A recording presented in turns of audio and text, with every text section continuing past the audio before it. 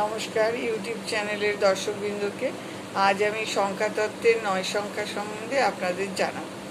যারা 9, 18, 27 তারিখে জন্মগ্রহণ করেছে বা 20 মার্চ থেকে 21 এপ্রিলের মধ্যে জন্মগ্রহণ করেছে বা 21 অক্টোবর থেকে 27 নভেম্বরের মধ্যে জন্মগ্রহণ করেছে, তারা 9 সংখ্যার অধীন। শৌর্য, বীর্য, গতি, উদ্ধত মেজাজ, বিদীর্ণ করার ক্ষমতা, আঘাত প্রত্যাঘাত, প্রতিরোধ ক্ষমতা এদের স্বভাব বা কারকতা। শারীরিক সক্ষমতা ভালো, ভয় ডর বলে কিছু থাকে না, কখনো পিছু হটতে চায় না, সরাসরি এদের দমানো যায় না, একমাত্র মিষ্টি কথায় বশ করা যায়।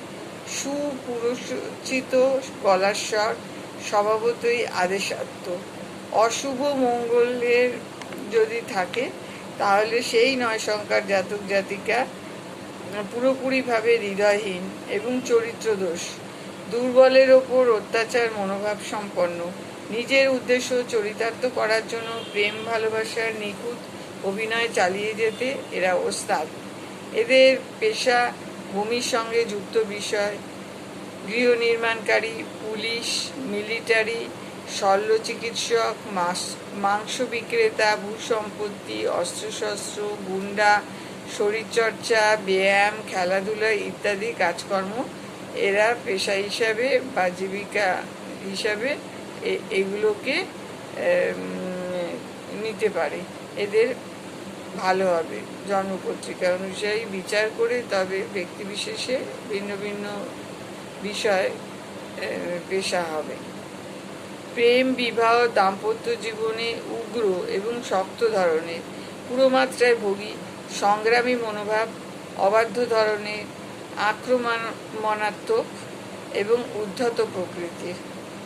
প্রধান গুণ এদের হলো শক্তি, উদ্যম, উচ্চাকাঙ্ক্ষা, নেতৃত্ব ও আধিপত্য।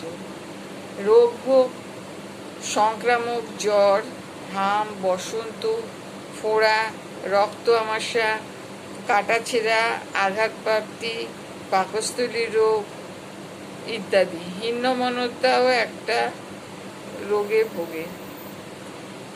শুভ রং গাঢ় লাল, লাল গোলাপি, হলুদ, বেগুনি ইত্যাদি। ধন্যবাদ। আজ এই পর্যন্ত।